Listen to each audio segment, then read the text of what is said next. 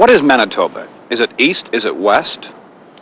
Well, it's always been referred to when I was growing up. It was the gateway to the west, whatever the hell that meant. And, you know, I had a vision of you walk up to the pearly gates and you open these gates and you walk through, and now you're in the west. Winnipeg, where the west begins, a big city surrounded by miles and miles of prairie flatland. It's a Canadian cultural mosaic, a city built by Anglos and Francos, Poles and Ukrainians, Christians and Jews. Some of Canada's most distinguished citizens were born in Manitoba and left. Ed Schreier, the Governor General, Margaret Lawrence, the novelist, Ian Sinclair, the head of Canadian Pacific. They were born here, lived here, and moved away. Manitoba, you have to, even now with airplanes, you really are far from anywhere, which means that you cook in Manitoba, and that's a marvelous thing. You know, you have to create your own culture. You have to cope with your own problems. You've got an enormously mixed population with inbuilt exacerbations, interpopulation exacerbations. So, you know, there is always a push, and it's a push towards creating things as well as towards getting out. The people are loony, but that's the upside. The downside is bitterness, bitchiness, constant underselling, squawking. They know that Easterners don't care about them, that Westerners don't care about them. Oh, yeah, Alberta laughs at Winnipeg now. It's got its oil and so on and so on. Saskatchewan's very pious and looks down at Manitoba. It's Methodist and very rectitude and so forth and so on. So, you know, they're sitting there. Many of them have become millionaires and done very well and all of that. But there's this feeling that they ain't quite sophisticated enough, and the culture isn't that razzmatazz, and they're losers. They're beautiful losers. In another sense, winners, those who came to build the settlements on the banks of the Red River. The fur traders, the buffalo hunters, the farmers, and the railroad pioneers. They built a healthy province from mud and muskeg. They were tough, and from the very beginning, their politics have been tough. You don't become a successful politician in Manitoba by being a namby-pamby. I'm merely saying that as a citizen of Manitoba, I don't think that we should have the worst record in Western Canada, because that does not reflect the will and the desire and the work ethic of our people.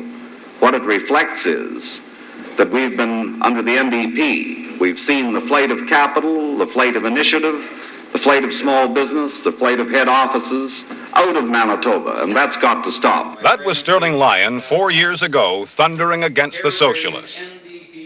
Manitobans believed him and made him premier. Today, as he campaigns for re-election, Sterling Lyon is hearing a familiar refrain, but this time it's coming from his political opponents. Manitoba's record on job creation, population growth, economic growth, is the worst of any province in Canada. We must ensure that we have tough, concrete measures to turn around the sad state of the Manitoba economy. Welcome to Brown. Good to see you. How's everything going? Premier Lyon admits Manitoba's economy isn't booming, but he wants a mandate to continue what he calls the Conservative Party's prudent management.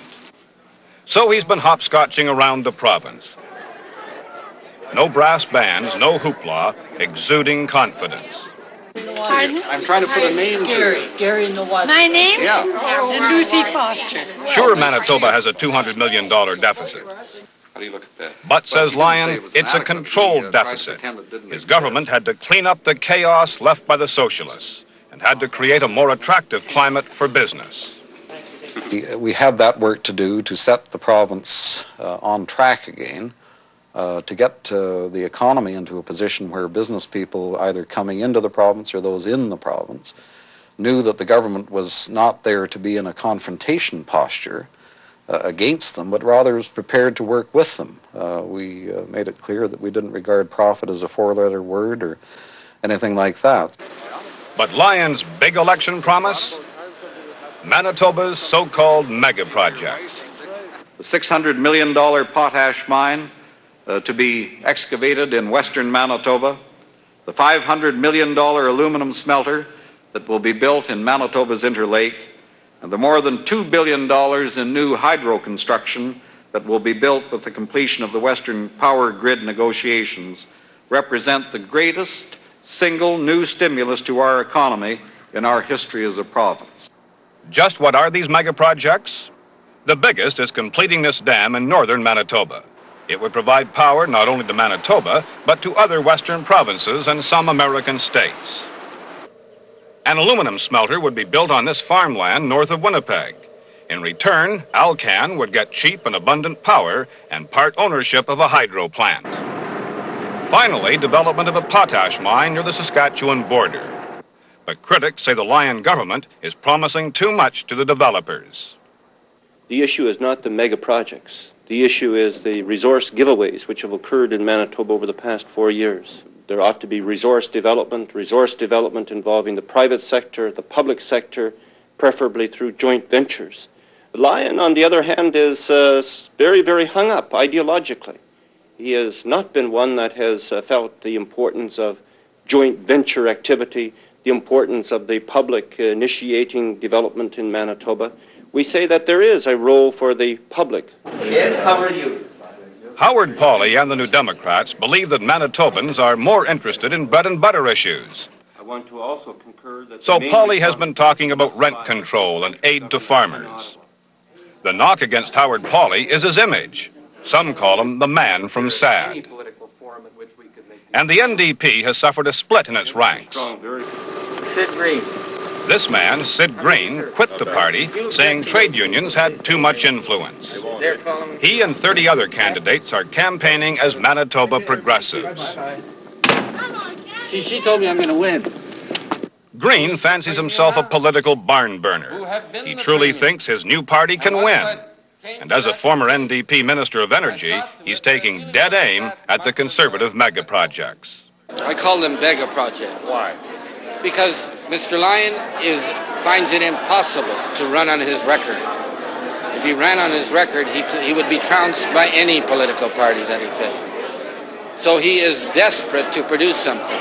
And he has produced 3 drawing board arrangements, which he calls the future of the province of Manitoba, which exist in every government in all the 9 provinces in Canada, which they all talk about, but nobody has the nerve, or the desperation, which is probably more correct, to go to the public and say, elect us on the basis of these drawing board projects. Only Mr. Lyon has reached that state of desperation. The least important player in the election is a Liberal leader, Doug Laughlin. He'll be satisfied to win 4 seats, enough to give his party full status in the legislature. They had just one at dissolution. Laughlin harbors no illusions. There isn't a sense of anxiety about Manitoba's future. You know, we are a have-not province. We've got a lot of advantages, but at this point we haven't had the leadership that's given people a sense of future and a sense of direction. And that's being reflected in this careful, cautious approach that people are taking to casting their ballot.